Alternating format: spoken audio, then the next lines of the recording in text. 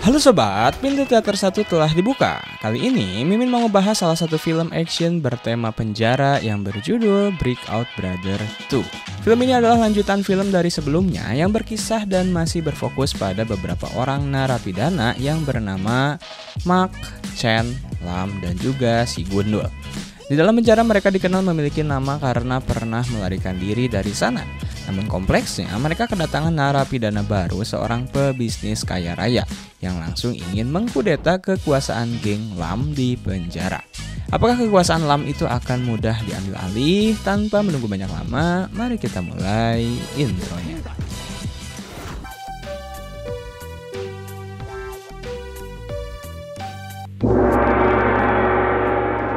Scene diawali dengan memperlihatkan sedikit narasi keempat orang narapidana ini yang diketahui sebelumnya memang pernah melarikan diri dari penjara, namun tertangkap kembali. Alasan dan tujuan mereka kabur rupanya memiliki alasannya sendiri-sendiri. Yang pertama, ada Chan yang sengaja kabur untuk mendonorkan ginjal pada ibunya yang sedang sakit parah di rumah sakit. Kedua yaitu Lam, yang kabur dengan tujuan untuk menghadiri pernikahan anak kesayangannya. Berbeda dengan yang lain, si Gundul kabur itu tidak memiliki alasan apapun. Dia hanya ingin ikut-ikutan saja. Sementara Mark, dia ternyata tidak ikut kabur, namun dirinya adalah dalang dari tindakan mereka semua. Pasca dari hal itu, mereka berempat ditambah masa hukumannya. Meski begitu, seluruh tahanan lain merasa terkesan oleh mereka sehingga keempat orang itu disebut saudara pelarian. Berlanjut, terlihat kini mereka berempat nampak sedang beraktivitas seperti biasa dan bisa dibilang sangat tentram karena tak sedikit para tahanan segan pada mereka. Diketahui Chan kini hanya menunggu waktu saja karena sebentar lagi akan bebas. Begitu juga Mark sepertinya sudah tentram dan nyaman karena dirinya memimpin sebuah perbaikan beberapa ruangan penjara yang rusak. Sementara Lam nampak kini sikapnya begitu lebih tenang karena sebagai pimpinan para tahanan dia tak ingin membuat kekacauan dan ingin segera bebas. Dan satu lagi yang hampir lupa, si Gundul pun sekarang sibuk menjadi koki di dapur penjara. Di hari berikutnya, nampak sipir memanggil Chan dan meminta dirinya agar menjadi seorang konselor yang menjelaskan berbagai aturan dan ketentuan di dalam penjara pada seorang tahanan. Awalnya Chan tidak mau, namun setelah mendengar kabar kalau tahanan itu adalah seorang pebisnis kaya raya, membuat Chan seketika berubah pikiran dan ingin memanfaatkan hal tersebut untuk jaminan ketika dia keluar penjara. Hingga tibalah tahanan tersebut yang bernama Ho Chun. Tak lama setelah itu Chan langsung mendatangi Ho Chun dan menerangkan semua aturan dan ketentuan di penjara dari hulu hingga ke hilir. Di samping itu datang juga beberapa anak buah Lam yang langsung menyuruh Ho Chun, si napi baru, agar mendatangi Lam sang penguasa tahanan sebagai penghormatan. Tapi dengan santainya Ho Chun menolak suruhan tersebut membuat para tahanan anak buah dari Lam marah.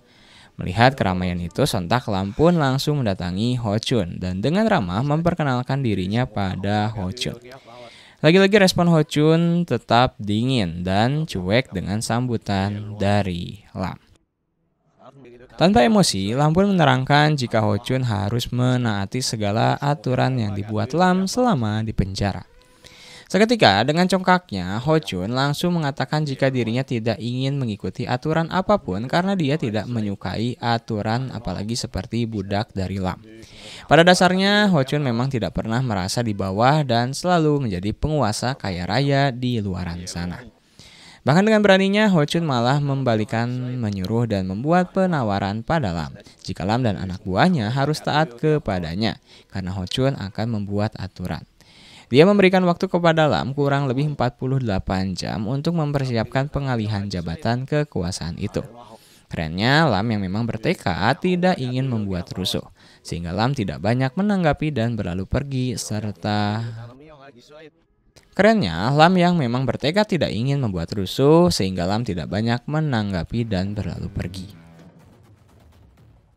Selanjutnya, nampak Ho Chun dipanggil oleh kepala penjara. Ternyata di ruangannya itu, si kepala penjara memberikan perlakuan spesial kepada Ho Chun.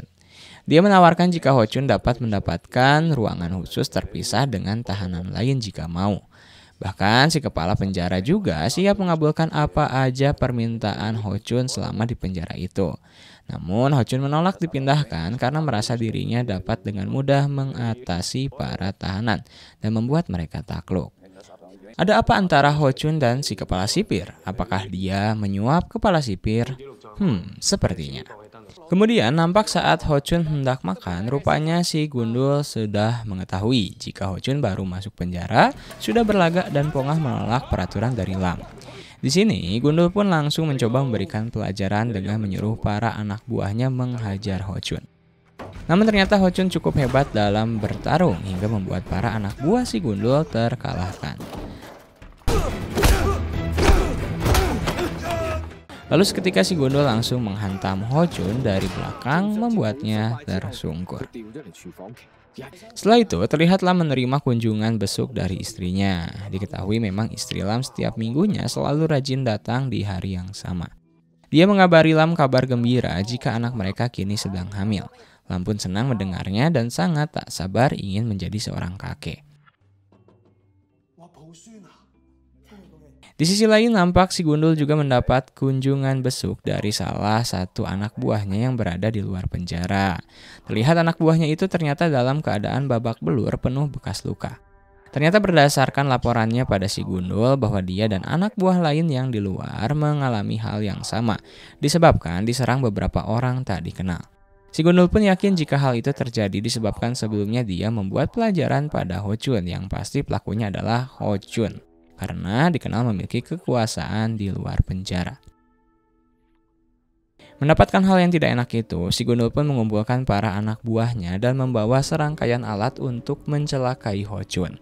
Namun di saat ia hendak mendatangi Ho Chun, mereka malah ketahuan oleh para petugas sipir, sehingga mendapat konsekuensi tambahan hukuman. Meski begitu, si Gundul tidak mengurungkan niatnya dan tetap melanjutkan rencananya, lalu bergegas pergi untuk menghabisi Ho Chun bersama beberapa orang anak buahnya juga. Di sana ternyata ada Chan yang mencoba menahan si Gundul, namun itu hanya sia-sia saja karena si Gundul sudah sangat emosi tidak bisa dihentikan. Berbeda dengan Ho Chun yang nampak terlihat santai tak terpengaruh apapun, padahal nyawanya dalam bahaya. Lalu ketika si Gundul mencoba menyerang Ho Chun, tiba-tiba anak buah si Gundul sendiri yang menahannya dan malah berbalik membela Ho Chun. Ternyata para anak buah si Gundul yang mengkhianati dan membela Ho Chun demi sejumlah uang bayaran. Lalu terlihat Ho Chun langsung menggores kepala si Gundul itu dengan sadis. Si Gundul ingin mencoba melawan namun tak bisa karena terus ditahan oleh para anak buahnya sendiri, sehingga dia hanya bisa pasrah. Tak lama kemudian datanglah Lam dan para anak buahnya menyaksikan keriuhan yang dibuat oleh Ho Chun yang menyiksa si Gundul. Di sana jelas Ho Chun dengan sombongnya meminta agar Lam tidak usah menolong si Gundul, tapi Lam dan anak buahnya tak menghiraukan. Dia pun langsung membawa si Gundul pergi dari sana. Selang beberapa waktu, ternyata kekuasaan Ho Chun semakin bertambah. Sedikit demi sedikit anak buah Lam pun bergabung di bawah kepemimpinannya. Ternyata Ho Chun memang menggunakan kekayaannya dengan membayar para tahanan agar menjadi anak buahnya. Kini terlihat Ho Chun nampak santai menikmati kekuasaannya, bahkan tak segan memboikot para anak buah dari Lam. Meski begitu, tak lama kemudian Ho Chun mendapatkan kunjungan dari dua orang bank yang memberitahukan jika ada korban tewas disebabkan oleh orang-orang debt collector Ho Chun. Ternyata kekayaan Ho Chun ini dari penghasilannya sebagai bos perusahaan pinjol. Dengan informasi tersebut, maka Ho Chun menjadi khawatir karena otomatis hukumannya akan ditambah lebih lama karena kasus dari pembunuhan tersebut. Yang asalnya hanya 3 bulan, Ho Chun bisa bertahun-tahun lebih lama mendekam di jeruji besi. Selain itu juga banyak partner perusahaan lain yang memutus kerjasama dengan perusahaan Ho Chun dan memiliki banyak bukti jika perusahaan Ho Chun penuh skandal di dalamnya.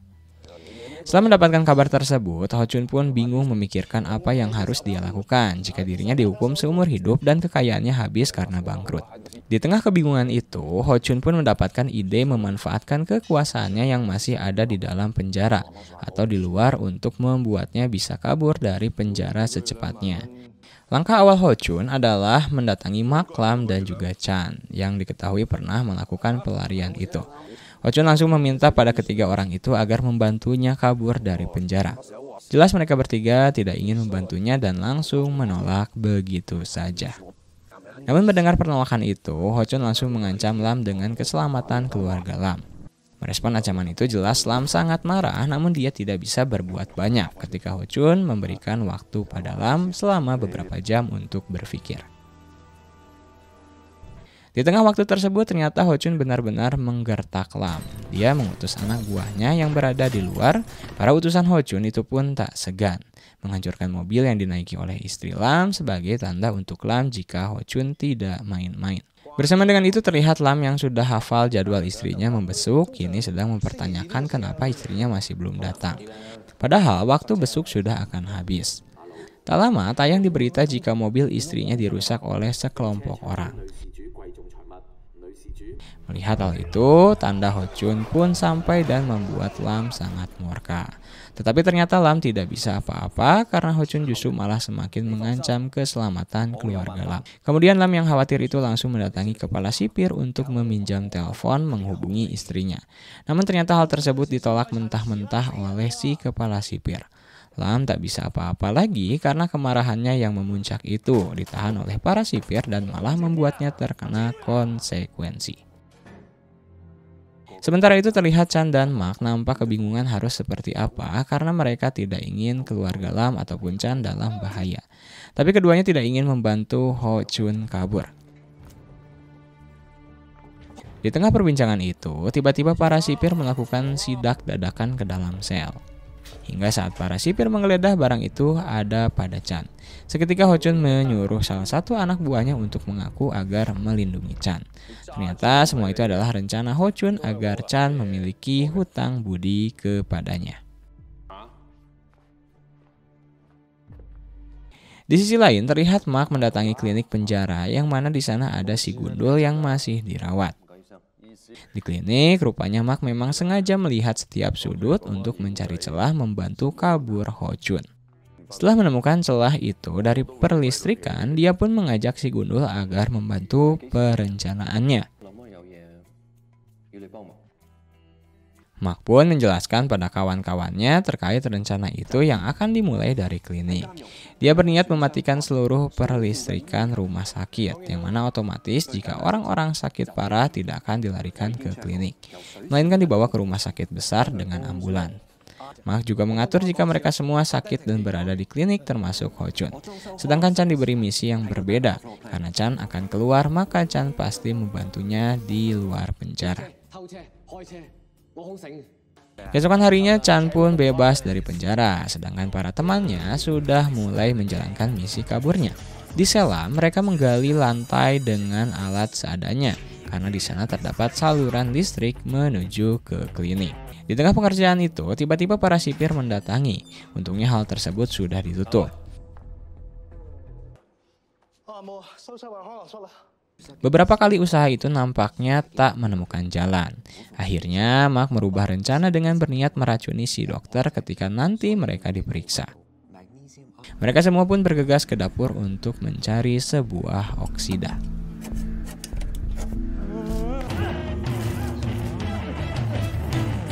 Setelah dapat, mereka pun berakting sakit dan hingga masuk klinik bersamaan.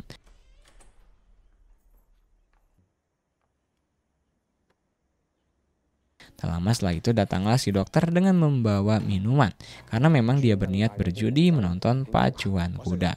Mereka pun mengalihkan pandangan si dokter dan memasukkan oksida ke botol minuman itu.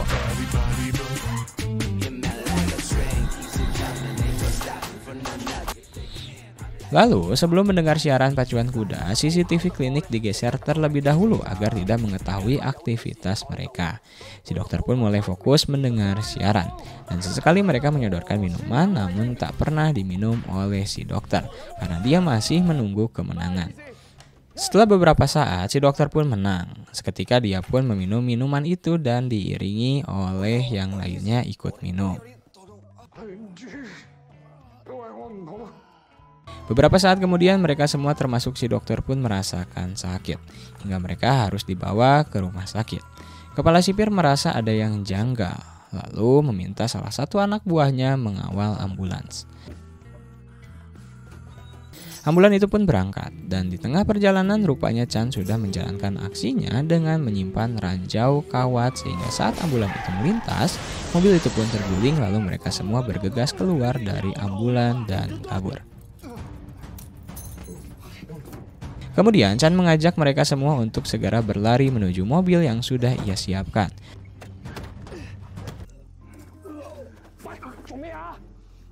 Namun tiba-tiba ada anjing gila yang mengejar mereka, sehingga mereka benar-benar menghabiskan seluruh tenaganya untuk berlari.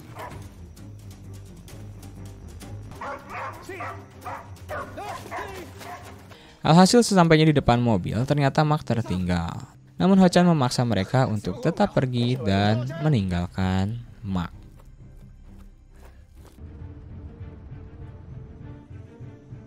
Belum jauh mereka melaju, ternyata mobil itu mogok. Mereka pun terpaksa turun mencari toko berharap mendapatkan air. Singkatnya, Chan sudah sampai di supermarket. Tanpa sepengetahuan yang lain, Chan sembari memberi uang pada si kasir, rupanya dia memberikan nomor polisi. Memberi isyarat agar kasir itu menelpon polisi dan melaporkan.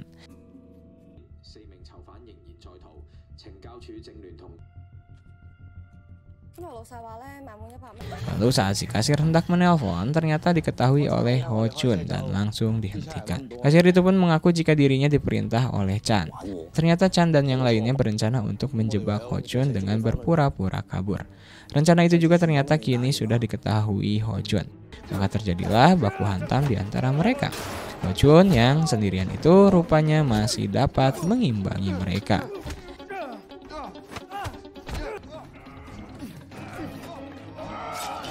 Di tengah pertarungan itu datanglah kepolisian menyergap mereka.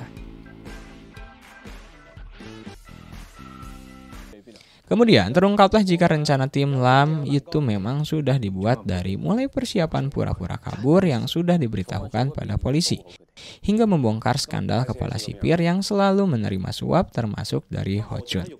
Alhasil dari semua itu, kini Ho-chun pun ditambah masa tahanannya hingga seumur hidup. Dan di hari yang berbeda terlihat ada satu tahanan baru, yaitu si kepala sipir.